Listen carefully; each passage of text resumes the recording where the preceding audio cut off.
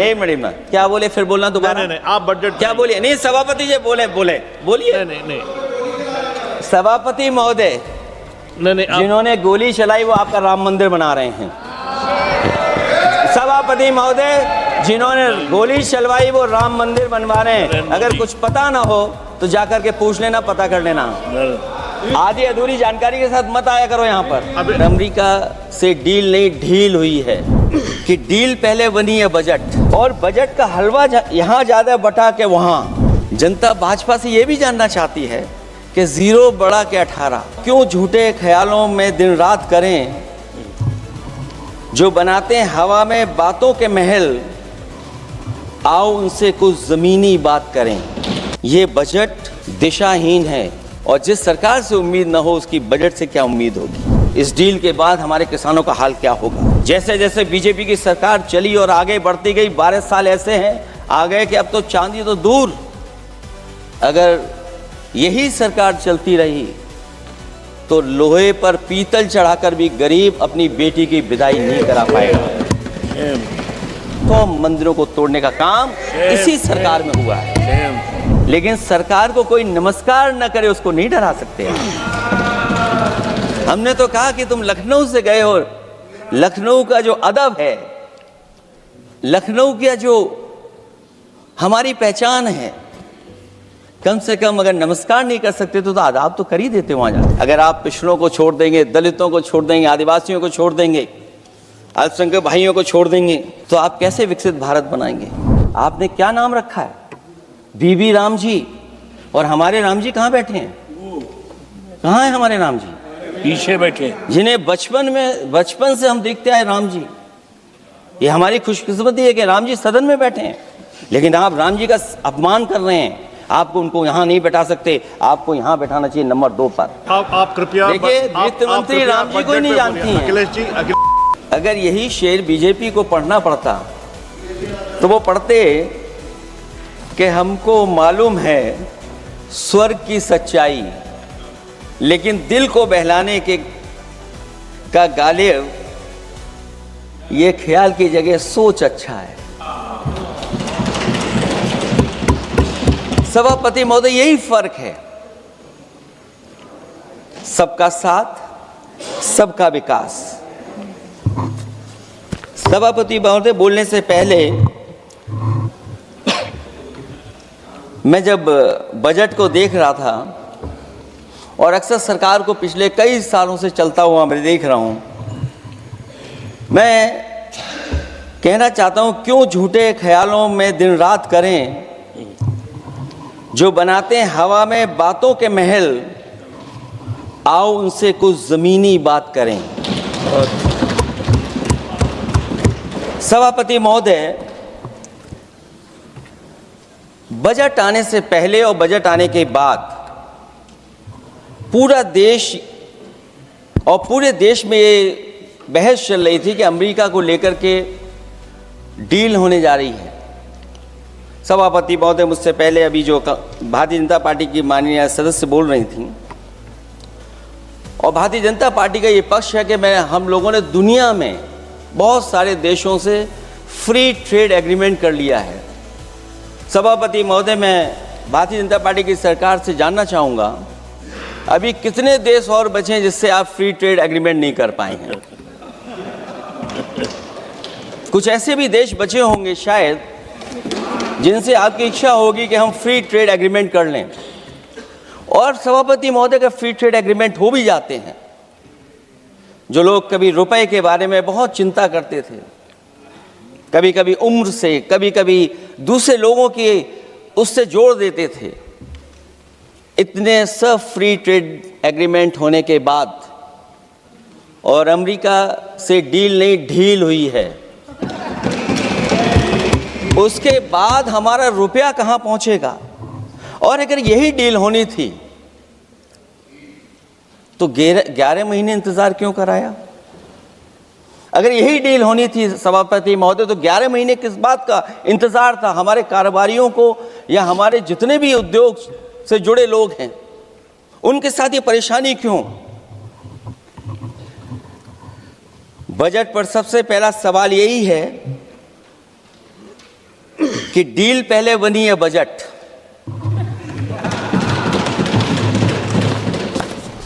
और बजट का हलवा यहां ज्यादा बटा के वहां। सभापति महोदय, स्वदेशी, आत्मनिर्भर, ये शब्द तो बहुत अच्छे लगते हैं, लेकिन जब डील हो गई है तो क्या इस बजट को लाने से पहले आत्मनिर्भरता और स्वदेशी को अपने अपने शब्दकोश से हटा दिया है, या इसको उल्टे अर्थ में विलोम शब्दकोश में डाल दिया है? और ये डील नहीं है जो हम आप सब समझ पा रहे हैं, शायद 70% के लोग ये नहीं समझ पा रहे होंगे, लेकिन पूरा देश समझ रहा है कि हमने अपना बाजार एक बार और खोल दिया है। $500 बिलियन का व्यापार एक तरफा। हमारे आत्मनिर्भरता कहां जाएगी? स्वदेशी नारा हमारा कहां जाएगा? हमारे देश की जनता भाजपा से कह रही है कि जहां तक हमें मालूम है डील एक तरफा नहीं होती है।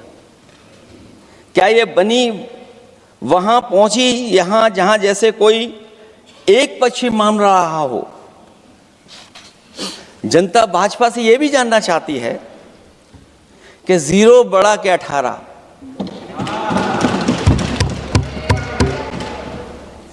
सभापति महोदय, भाजपा का समझौता गणित क्या यह है कि 18 0 के बराबर है? क्या 18 हमारा 0 के बराबर है? देश के किसानों, दुकानों, उद्योगों को बचाने के लिए खोखले शब्दों के अलावा भाजपा के पास कोई और सुरक्षा कवच या संरक्षण योजना है कि नहीं है? इसलिए मैं सभापति महोदय कहना चाहता हूं, ये बजट दिशाहीन है।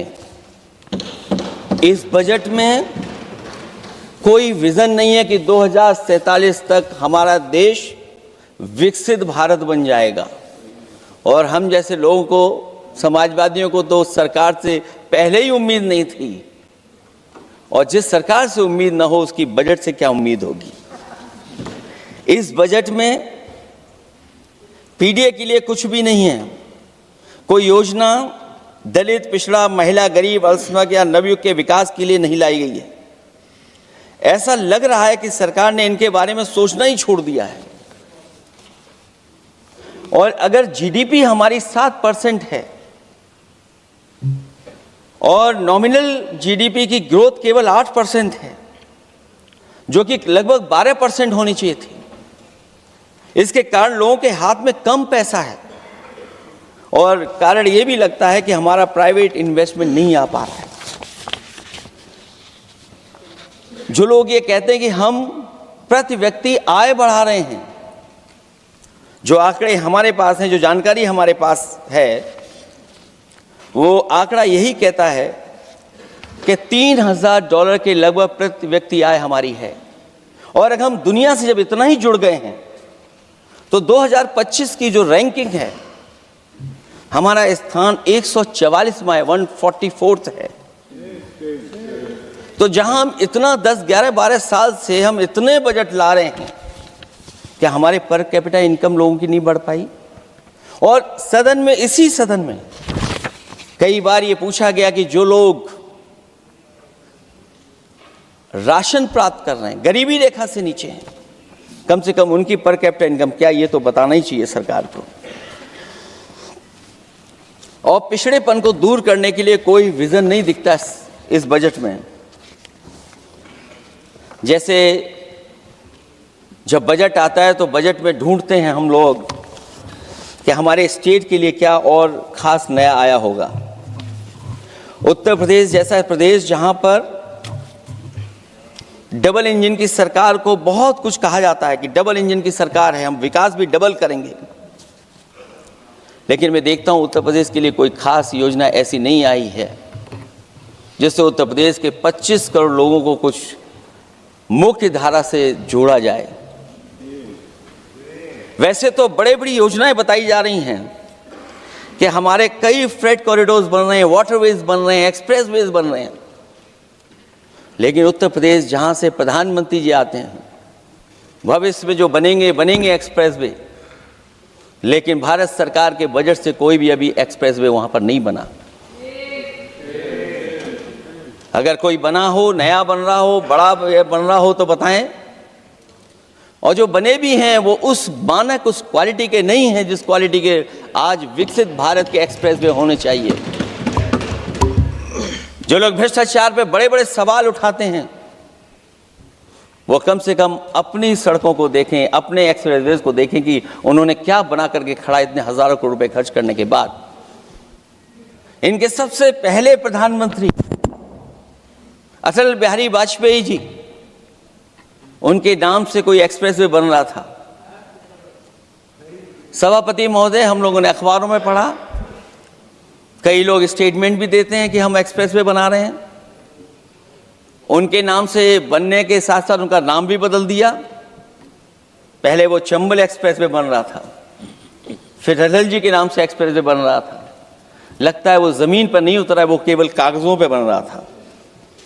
तो ये तो एक्सप्रेसवे की बात हुई। सबसे बड़ा सवाल ये है कि किसान को लेकर के इन्होंने कहा कि किसान की हम आय दोगुनी कर देंगे। आज हमारा किसान इस उदारीकरण में कहां खड़ा है? जिस किसान को लेकर के पूरे देश के सभी राजनीतिक दल चिंतित रहते हैं, इस डील के बाद हमारे किसानों का हाल क्या होगा? और जब सब कुछ विदेश से ही आएगा तो हमारा किसान भारत में क्या उगाएगा, जमीन पर क्या उगाएगा और क्या बेच पाएगा? सभापति महोदय, सरकार ने बड़ा बड़ा बजट पेश किया, कहा कि हम एग्रीकल्चर इंफ्रास्ट्रक्चर तैयार करेंगे, एग्रीकल्चर इंफ्रास्ट्रक्चर से हम मंडियां तैयार करेंगे, बाजार तैयार करेंगे, एमएसपी लागू करेंगे। हमारे किसान जब काले कानून के खिलाफ लड़ रहे थे, बड़ी संख्या में जान चली गई, उसके बाद सरकार कहीं पीछे हटी और उन्होंने काले कानून वापस लिए। लेकिन आज भी किसानों को जो कानूनी गारंटी मिलनी चाहिए वो अभी तक एमएसपी की कानूनी गारंटी सरकार नहीं दे पाई है। और जो 23 क्रॉप और हॉर्टिकल्चर क्रॉप और दूध को लेकर के सरकार दावा करती कि हम सब्जियां इतना, हॉर्टिकल्चर क्रॉप्स हमारी इतनी ग्रो कर गई हैं, हम दुनिया में इतना पैदा कर रहे हैं। दूध के जब आंकड़े बताते हैं कि दुनिया में हम दूध का उत्पादन इतना कर रहे हैं, और अगर आपका बजट ही विकसित भारत का बजट है तो हमारे हॉर्टिकल्चर क्रॉप्स और जो हमारा किसान दूध का उत्पादन कर रहा है, दूध का उत्पादन हो रहा है, उसके लिए एमएसपी की गारंटी कब देंगे आप लोग? और गारंटी हम लोग इसलिए मांग रहे हैं क्योंकि उसको घर कैसे बनाएगा, घर कैसे चलाएगा? अगर उसको लाभ नहीं मिलेगा, बच्चों को कैसे पढ़ाएगा, अपनी बेटियों को हंसी खुशी विदा कैसे कर पाएगा? और इधर तो जहां फसल की कीमत नहीं मिल पा रही है, सभापति महोदय, सोने के भाव कहां पहुंच गए हैं? पहले गरीब सोचता था जब हम अपनी बेटी की विदा करेंगे तो कुछ सोने का एक सामान खरीद करके दे देंगे उसको। जैसे जैसे बीजेपी की सरकार चली और आगे बढ़ती गई, 12 साल ऐसे हैं आ गए कि अब तो चांदी तो दूर, अगर यही सरकार चलती रही तो लोहे पर पीतल चढ़ाकर भी गरीब अपनी बेटी की विदाई नहीं करा पाएगा। कैसे अपने भविष्य के लिए 2 पैसे जमा कर पाएगा? मतलब आज क्या खाएगा, कल के लिए क्या बचा पाएगा? ये किसानों के बड़े सवाल हैं। भाजपाई किसानों को लाभ नहीं पहुंचाना चाहते हैं, ये किसी और को लाभ पहुंचाना चाहते हैं। कुछ अदृश्य लोग हैं जिनको लाभ पहुंचाना चाहते हैं, क्योंकि इनका बजट, जो बजट बनाते हैं, वो आम जनता का ना उसमें जिक्र है ना फिक्र रहती है। और अगर फिक्र होती उनको तो किसान की खाद समय पर मिल जाती उन्हें, उनको बीज समय पर मिल जाता, सस्ती बिजली उपलब्ध हो जाती, सिंचाई या सिंचाई मुफ्त हो जाती थी। और मुझे याद है सभापति महोदय, समाजवादी सरकार में हम लोगों ने किसानों की सिंचाई मुफ्त करने के भी फैसले लिए। कीटनाशक दवाइयां कितनी महंगी हैं और सरकार ने किसानों को अपने हाल पे छोड़ दिया। मंडियों पे कहीं कोई खरीद नहीं है, और अगर खरीद हुई है तो सरकार बताए कि धान, आलू या गेहूं की खरीद में तो मिल जाती है उसको कीमत, लेकिन धान और आलू जैसी फसलों पर कोई सरकार कीमत नहीं दे पा रही है। महंगाई बेतहाशा बढ़ने पर भी इस बजट में जनता को टैक्स में न छूट देना टैक्स शोषण है। अमीरों के काम, कारोबार और घूमने फिरने पर 10 तरह की छूटें दी गई हैं, लेकिन बेकारी, बेरोजगारी से जूझ रहे लोगों की उम्मीदों की थाली खाली है। मध्यम वर्ग अपने आप को ठगा महसूस कर रहा है। शोषित, वंचित, गरीब व्यक्ति जहां था वैसे भी नीचे जाता दिख रहा है। इस बजट ने उसके चादर में पैबंद लगाने की जगह उसे और चिथड़ा कर दिया है, क्योंकि सामाजिक सुरक्षा केवल शब्दों की औपचारिकता रह गई है।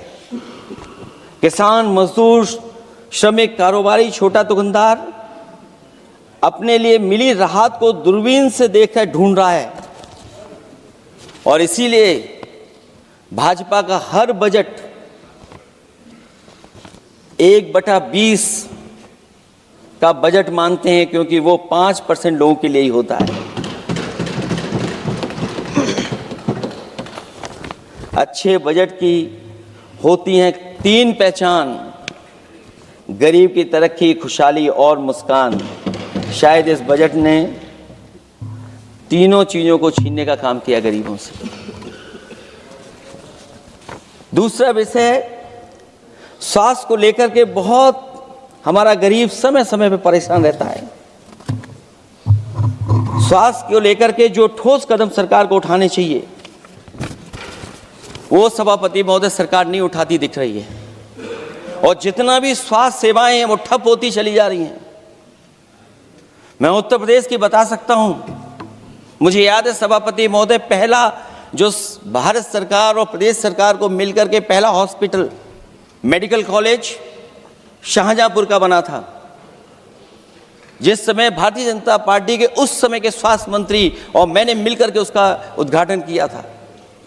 उसके बाद जो प्रचार में तो ये बहुत आगे हैं, प्रचार में तो ये कहते हैं कि हर डिस्ट्रिक्ट में हर हॉस्पिटल, हर डिस्ट्रिक्ट में एक हॉस्पिटल या मेडिकल कॉलेज, लेकिन सच्चाई तो ये है कि इन हॉस्पिटलों में इलाज नहीं है, दवाई नहीं है, ऑपरेशन के लिए कहाँ जाना पड़ता है, भटकना पड़ता है।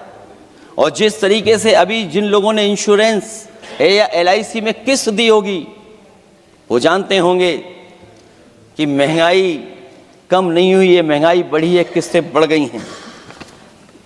उदाहरण के लिए दिल्ली के एम्स के लिए 5,600 करोड़ रुपए, और आयुष्मान भारत के लिए पूरे देश के लिए सरकार ने जो बजट रखा है वो 4,700 करोड़ रुपए है।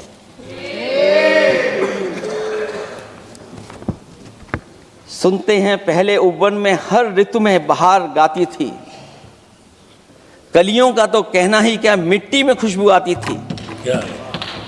ये भी ज्ञात हमें उपवन में कुछ ऐसे भौरे आए थे, सारा चमन कर दिया मरघट, अपने साथ जहर लाए थे। लेकिन अगर चमन वाले ही भौरों के रंग ढंग अपनाएं, माली तुम ही फैसला कर दो, हम किसको दोषी ठहराएं। सभापति महोदय, मैं उत्तर प्रदेश से आता हूं, जहां पर प्रधान संसदीय क्षेत्र है। राजमाता पूजनीय अहिल्याबाई होलकर जी,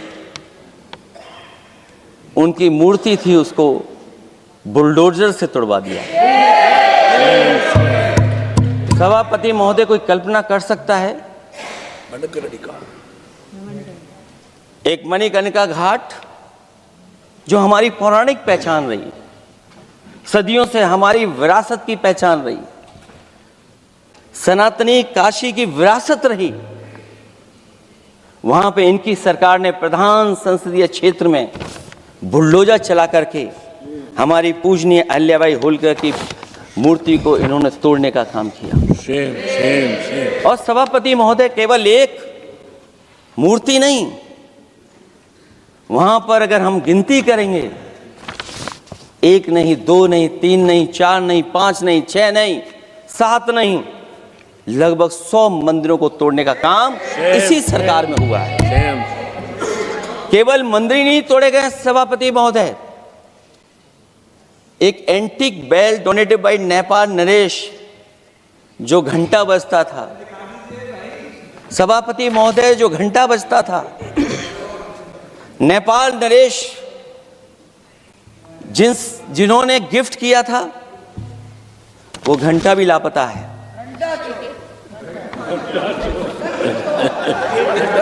केवल घंटा ही लापता नहीं है,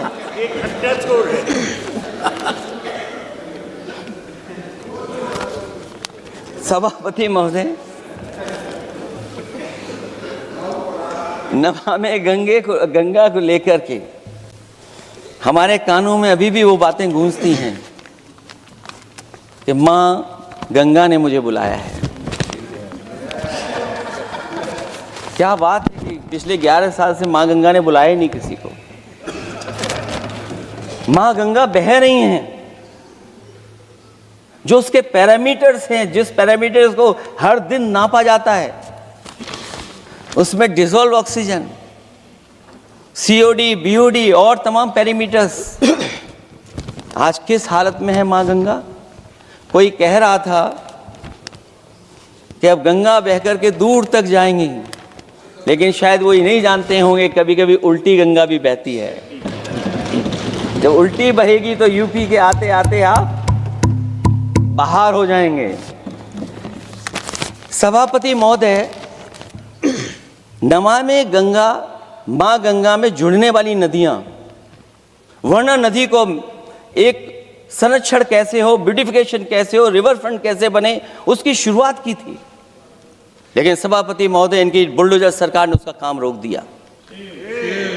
काली नदी किस हालत में है। यमुना के बारे में दिल्ली की सरकार जब बनानी थी तो कहा कि हम दुनिया का सबसे बेहतर रिवर फ्रंट बनाएंगे यमुना पर। इसी राजधानी में कहा गया। आज बताइए यमुना की हालत क्या है। और अगर यमुना दिल्ली में गंदी हो रही है तो ये बह करके जब यूपी जाती है तो मथुरा में भी गंदी है। और थोड़ा बहुत साफ गंगा इसलिए हो जाती है क्योंकि जब चंबल का पानी उसमें जुड़ता है, थोड़ी बहुत यमुना साफ हो जाती है। उसके बाद यमुना में भी कोई सफाई का सरकार ने इंतजाम नहीं किया। और आज भी मैं कहता हूं, देश का सबसे अच्छा रिवर फ्रंट अगर कहीं बना है तो लखनऊ में बना है, गोमती रिवर फ्रंट। जो लोग ये कहते हो कि दूसरा रिवर फ्रंट अच्छा है, मैं उनसे कहूंगा कभी लखनऊ के रिवर फ्रंट पर भी घूम करके आइए, तब आपको मालूम पड़ेगा कि रिवर फ्रंट क्या होता है। 26 जनवरी इसी वर्ष मैंने एक प्रतिष्ठित अखबार को पढ़ा और उसमें देखा मैंने कि high uranium in India's ground water samples लिए गए हैं। एक्सपर्ट्स वार्न कर रहे हैं कि सेवरल हेल्थ रिस्क हैं उससे। Lead pollution alarming in 69 rivers in India contaminated, rivers are contaminated. हमारे पानी में पेस्टिसाइड है, इंडस्ट्रियल वेस्ट है, अनसेफ है ड्रिंकिंग के लिए। हमारी नदियों में मरकरी है, डेंजरस लेवल। और जितनी भी हमारी वाटर बॉडीज हैं इंडस्ट्रियल टाउन्स के आसपास, सब में टॉक्सिक है, मरकरी है, बड़े पैमाने पे डेंजरस है पानी वहां का। और कई जगह इंडस्ट्री का सीधा सीधा वेस्ट जा रहा है। आर्सेनिक लेवल का सोच ही नहीं सकते हम लोग, जो मानक है उससे कई गुना ज्यादा है। ये तो हमारे देश का पानी है जो नदियों में बह रहा है, जो अंडरग्राउंड वाटर बन रहा है हमारा।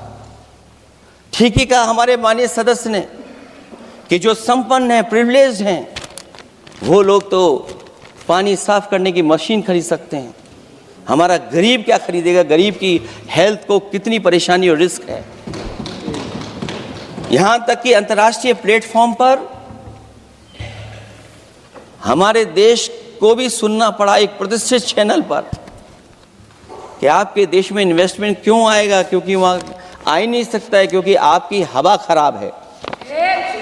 सोचिए देश का पानी खराब हो, और ये मैं नहीं कह रहा हूं, पानी खराब सरकार को मालूम है नहीं मालूम है, लेकिन जो प्राइवेट कंपनियां हैं जिनको अपना पानी बेचना है, तो वो बता रही हैं कि आपके भारत के पानी में क्या क्या है। और अगर ये बात गलत है तो सरकार ऐसी कंपनियों पे प्रतिबंध क्यों नहीं लगाते हैं कि इस तरह अपनी कंपनियों का सामान बेचने के लिए झूठा प्रचार कर रही हैं। जो चर्चा होने लगती है हवा खराब है, हालांकि उत्तर प्रदेश आते आते सरकार की भी हवा खराब हो जाती है।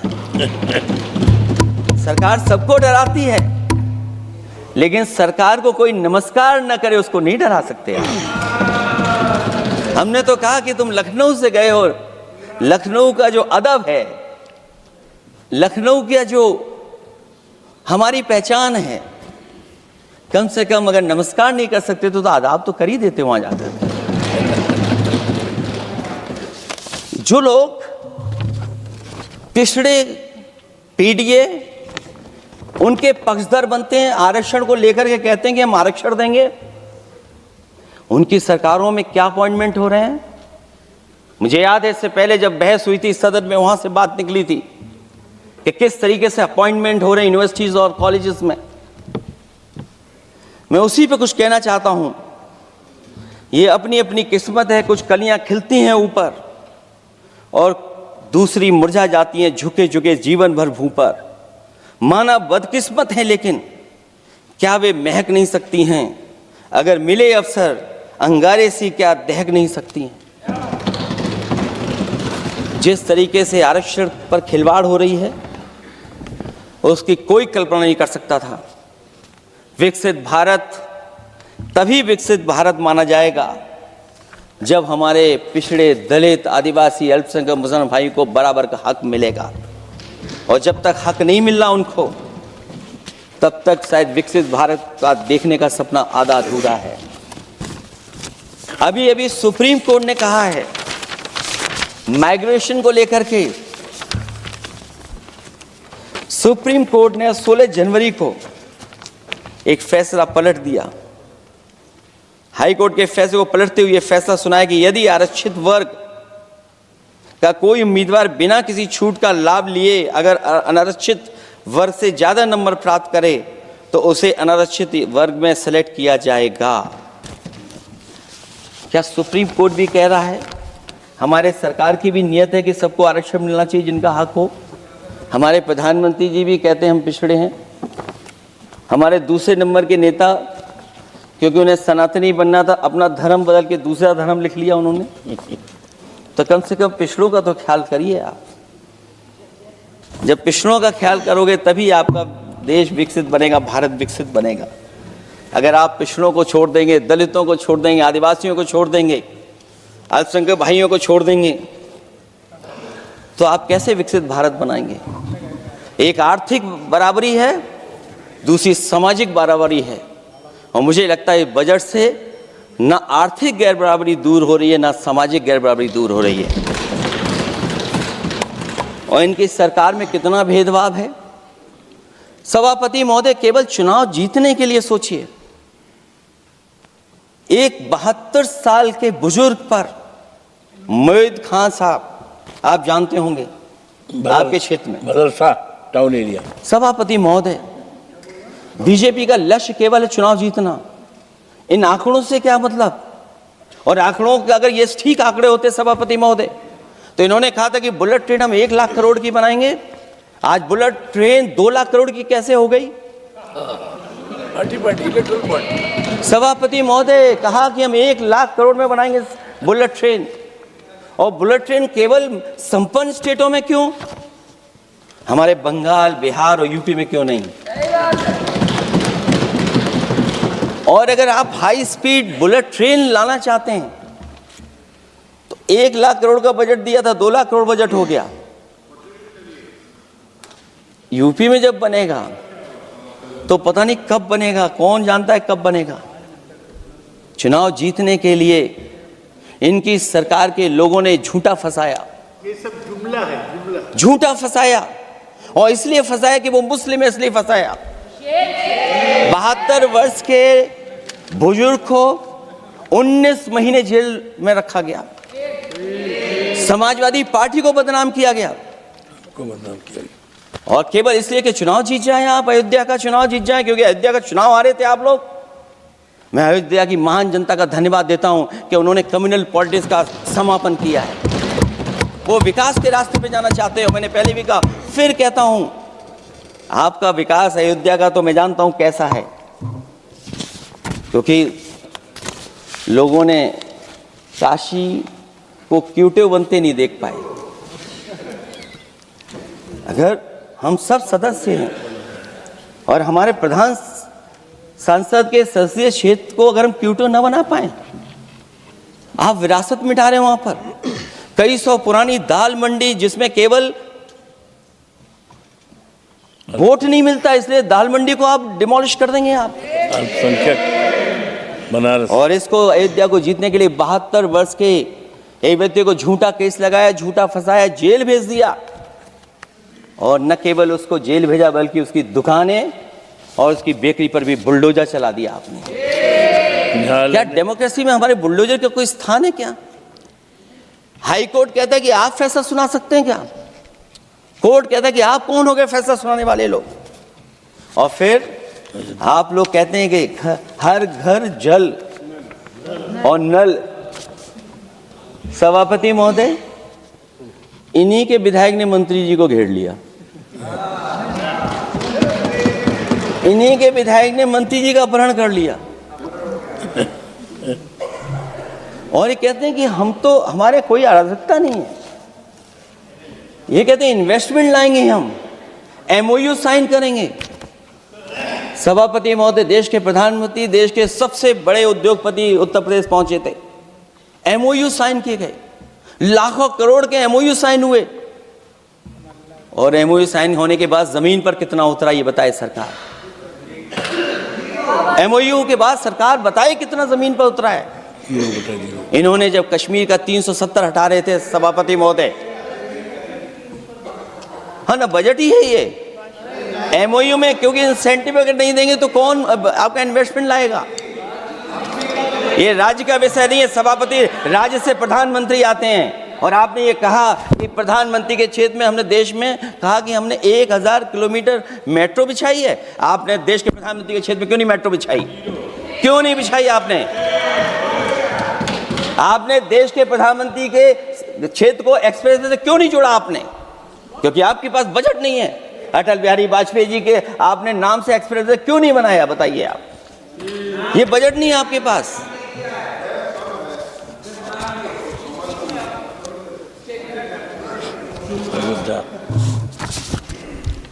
अयोध्या एयरपोर्ट घोटाला, एयरपोर्ट बनते ही पानी टपकने लगा। एयरपोर्ट तो दिल्ली का है, बजट तो दिल्ली ने दिया होगा। अयोध्या रेलवे स्टेशन, हमारे कन्नौज का रेलवे स्टेशन बनते ही गिर गया, और गिरने के बाद अभी तक नहीं बन पाया। तो ये बजट का हिस्सा नहीं है क्या? आप वाटरवेज बात कर रहे हैं, गंगा साफ नहीं है, आप पानी का जहाज कहां ले जाएंगे? बिहार में जाकर के रुक जाएगा। पिछली बार भी एक पानी का जहाज चला था, बनारस से जाते ही बिहार में रुक गया, जाकर के पटना भी नहीं पहुंच पाया। Rampath, sewer line smart city का हिस्सा है। आपका स्मार्ट सिटी कैसा है? इंदौर में पानी पीने से कितने लोगों की जान चलेगी सभापति महोदय? और कोई शहर बता दीजिए जहां कूड़ों का ढेर ना हो। जब देश के प्रधानमंत्री जी ने झाड़ू उठाया हो और उसके बाद भी कहीं कूड़ा ना हटे सभापति महोदय। भजन संध्या स्थल घोटाला हुआ, अंतर्राष्ट्रीय मीडिया सेंटर बनाया, उसमें भी पानी गिर रहा है। लाइट सजावट की चाइनीज आई हैं। हमारे देश का कारोबार कैसे उलझा दिया आपने? चीन और अमेरिका और थोड़ा बहुत रशिया, विदेश नीति तो असफल हुई है, लेकिन हमारा बाजार को भी पूरा बेच दिया। और चीन के सवाल पर सभापति महोदय, चीन हमारी जमीन पर भी निगाहें रखे हुए है और हमारे बाजार पे भी। इसलिए जो सरकार फैसला ले बड़ी सावधानी से ले। मैं कितनी बातें बताऊं, वहां पर सेना की जमीन ले लिया, जमीनें जाने कहां चली गई हैं। इसलिए सभापति महोदय, ये बजट दिशाहीन है। ये 2047 में हमारा विकसित भारत तो नहीं बनेगा। और जिस तरीके से बेरोजगारी बढ़ी है, बेरोजगारी को लेकर के जो चिंता रही, हमेशा रहती थी, और जो सरकार ने बड़े बड़े फैसले भी लिए थे, जानकारी दी थी कि हम बेरोजगारी ऐसे दूर कर लेंगे। मेक इन इंडिया का जो सपना दिखाया था, आखिरकार मेक इन इंडिया का सपना कहाँ पूरा हो पा रहा है। मेक इन इंडिया का जो शेर था वो जंग खा रहा है सभापति महोदय। जो योजना लेकर के आए थे, एम्प्लॉयमेंट लिंक्ड इंसेंटिव्स, सरकार बताए कि हमें कितना उसमें लाभ पहुंचा है। 2024-2025 के बजट में इन योजनाओं के लिए 33,000 करोड़ रुपए आवंटित किए गए थे, लेकिन खर्च कितना हुआ? 1,700 करोड़ रुपया केवल। एक आपने पिछली बार सपना दिखाया था कि इंटर्नशिप की योजना, इंटर्नशिप वाली योजना जो घोषित की, जिसके लिए 10,000 करोड़ रुपए आवंटित किए थे आपने, लेकिन उसमें खर्च कितना हुआ है? 500 करोड़ रुपया। और जो लक्ष्य रखा था आपने रखा था 5 साल में 1 करोड़ लोगों को, लेकिन इसमें आए कितने? 1,65,000 लोगों ने फॉर्म भरा, ऑफर दिया उन्होंने, लेकिन फाइनली जिसमें ऑफर, जिसका सिलेक्ट हो, वो केवल 16,000 लोगों को काम पहुंचा है। सोचिए, हमारा देश इतना बड़ा, जहां करोड़ों को आप इस योजना से जोड़ना चाहते थे, केवल 16,000 लोग जाएंगे उसमें। ये आपको बेरोजगारी खत्म करने की योजना है आपकी।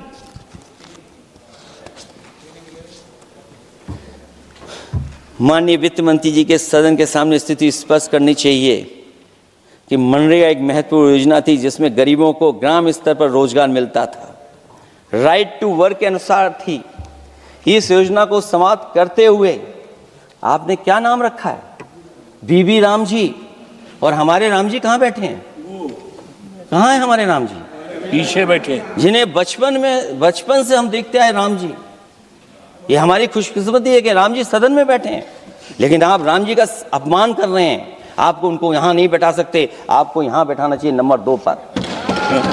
अगर आप सच्चे मायने में सभापति महोदय, बीपी राम जी, आप कृपया देखिए, वित्त मंत्री राम जी को ही नहीं जानती हैं। अखिलेश जी, हे भगवान, अखिलेश जी, आप कृपया बजट पे आ जाइए। आप कृपया बजट पे आ जाइए अखिलेश जी। सभापति महोदय, बजट पे आइए, बजट पे आइए। एक मिनट, क्या बोले? फिर बोलना दोबारा। नहीं, आप बजट क्या बोलिए? नहीं, सभापति जी बोलिए। नहीं, सभापति महोदय, नहीं, जिन्होंने गोली चलाई वो आपका राम मंदिर बना रहे हैं। सभापति महोदय, जिन्होंने गोली चलवाई वो राम मंदिर बनवा रहे हैं। अगर कुछ पता ना हो तो जाकर के पूछ लेना, पता कर लेना। आधी अधूरी जानकारी के साथ मत आया करो यहाँ पर। अब आप बताइए सभापति महोदय, बीवी राम जी नाम बदल दिया आपने।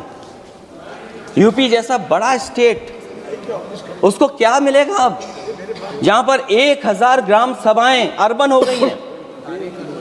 जब 1,000 ग्राम सभाएं अर्बन हो गई हैं और 40% व्यय प्रदेश सरकारों पर डाल दिया गया है, ये स्कीम कैसे चलेगी आपकी? मैंने पहले ही कहा था कि एमएसपी की लीगल गारंटी मिलनी चाहिए। और जिस तरीके से किसान आत्महत्या कर रहा है, एनसीआरबी के आंकड़े सरकार के पास होंगे कि किसान कितनी आत्महत्या कर रहा है। जिन्होंने ये कहा कि 2022 तक हम दोगुनी आय कर देंगे। आप बताइए, आलू की पैदावार की क्या आय दोगुनी हो गई? धान की पैदावार करने वाले की आय दोगुनी हो गई। आपको गाय से बहुत प्रेम है। हमारे क्षेत्र में खुद एक काऊ मिल्क प्लांट बना, यूपी का पहला काऊ मिल्क प्लांट। आपकी सरकार ने उसको बंद कर दिया। आप कहते गाय की सेवा करो, लेकिन पहला यूपी का काऊ मिल्क प्लांट वो आपसे बंद हो गया। अगर शायद हम ऊंट के मिल्क की चॉकलेट बना रहे होते उस प्लांट से, तो वो प्लांट चलता रहता। आय दोगुनी कितनी हुई है बताएं सरकार? मत्स्य पालन और पशुधन विकास की तरफ सरकार का कोई ध्यान नहीं है। सरकार का कहना है कि वित्त अच्छी हुई है, लेकिन क्या कारण है कि एफडीआई में लगातार कमी आ रही है? विदेशी इन्वेस्टर्स क्यों बाहर ले जा रहे हैं? भारत में इन्वेस्ट करने के लिए क्यों नहीं इच्छुक हैं? और शेयर मार्केट क्यों इतनी जल्दी गिर जाता है? रुपए के मूल्य में डॉलर के विरुद्ध निरंतर गिरावट आ रही है। और इसके बाद सभापति महोदय, इस डील और ढील के बाद हमारा रुपया कहाँ होगा, ये सरकार जरूर बताए हमें। मैन्युफैक्चरिंग में कोई सुधार नहीं हो रहा है। अभी भी हम जीडीपी के 15% पर मैन्युफैक्चरिंग पर निर्भर हैं, जबकि मैन्युफैक्चरिंग के शेयर मेक इंडिया के अनुसार अभी तक 25% होना चाहिए था।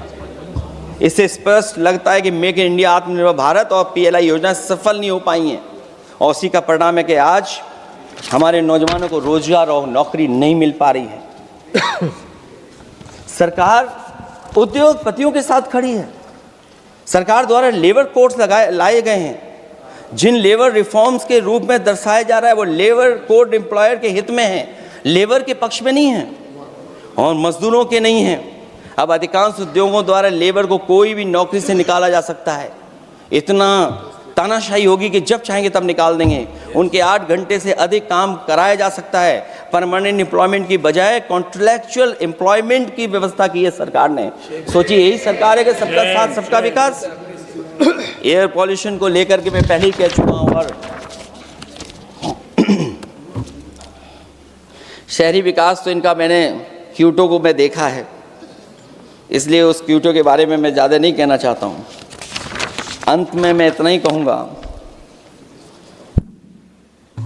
कि स्वास्थ्य और शिक्षा के केवल 10% और 14.2% बजट बढ़ाया गया है, जबकि पिछले वर्ष का पूरा बजट इन दोनों मदों में खर्च ही नहीं किया गया है। आखिरकार सरकार बताएगी खर्च क्यों नहीं हुआ, आखिर क्या कारण है, किसकी वजह से खर्च नहीं हुआ है?